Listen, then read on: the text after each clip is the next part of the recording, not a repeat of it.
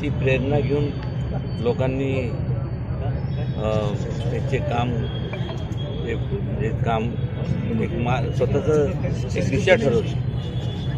व्हिएतनाममध्ये सुद्धा त्या काळात सुद्धा तेव्हा हो ची मिन नावाचे ते तिथले राष्ट्र अध्यक्ष होते, त्यांनी सुद्धा त्यांच्याकडनं प्रेरणा घेतली. असे अनेक उदाहरणे. आणि आज 350 वर्ष होत असताना छत्रपती शिवाजी महाराज या संपूर्ण सातारा शहरामध्ये, राजधानी सातारामध्ये एक भव्य दिवस स्मारक व्हावं म्हणून आम्ही अनेक वर्षापासून संपूर्ण त्याच्या ते मार्गी लावण्यासाठी प्रयत्न केले. त्यातनं आज जवळपास एक सुशोभीकरणाचं काम जे आहे ते साधारण एक 5-6 महिन्यात 2 महिन्यात ते पूर्ण होईल. पण सगळ्यात महत्त्वाचं काय, या शिवजयंतीला आज जवळपास 100 फुटी भगवा ध्वज या ठिकाणी आपण लावणार आहोत. आणि एक प्रकारचं अनेकांचं जे स्वप्न होतं ते साकार होणार आहे. कारण की आज ह्याच भूमीमध्ये, राजधानी सातारामध्ये आज त्यांचं जर आपण थोडं भव्य दिवस स्मारक उभं केलं नाही तर मग आपण निष्फळ ठरवू.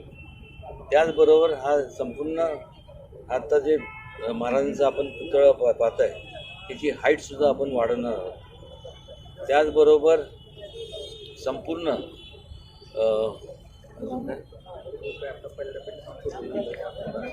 तर जवळपास 16 कोटी आपण खर्च करतोय. 8 कोटीचा आता खर्च झाले, अजून 8 कोटी यांचं काम पूर्ण जाणार आहे. आणि ह्या शिवजयंतीला सकाळी जवळपास 6:30-7:45 आपण मोठ्या प्रमाणात महाराजांचं जयंतीनिमित्त त्यांना स्मरण करून भव्य दिव्य असं आपण अभिषेक करणार आहोत. मी प्रामाणिकपणे सर्व शिवभक्तांना सर्वांना विनंती करतो की आपण सर्वांनी मोठ्या प्रमाणावर या ठिकाणी आपण उपस्थित राहावं. जिल्हा प्रशासन असणार आहे, मग जे काय जे सलामी देण्याचा कार्यक्रम होणार, पोलीस बँड असणार आहे. कारण की आणि त्याचबरोबर हे संपूर्ण कार्यक्रम हा श्रीमंत दमयंतीराजे भोसलेंच्या अध्यक्षतेखाली होणार आहे. कारण की मी या ठिकाणी उपस्थित राहू शकणार नाही, कारण की आग्र्याला फार मोठा कार्यक्रम असणार आहे. त्यामुळे त्यांच्या अध्यक्षतेखाली त्या ठिकाणी नक्षत्र ग्रुप असेल, वेगवेगळे संघटना असतील, विश्व हिंदू परिषद, अनेक जे सगळे भक्तजन आहे ह्या संपूर्ण आणि ह्या संपूर्ण यांच्या अध्यक्षतेखाली संपूर्ण हा कार्यक्रम होणार आहे. त्याचबरोबर मगाशी आम्ही पुष्पवृष्टी ज्याला म्हणतो आपण, हेलिकॉप्टरच्या माध्यमातून आपण करणार आहोत. फक्त आता विजिबिलिटी किती मिळते ते आम्हाला त्याविषयी कळेल, पण ते सुद्धा करणार आहोत.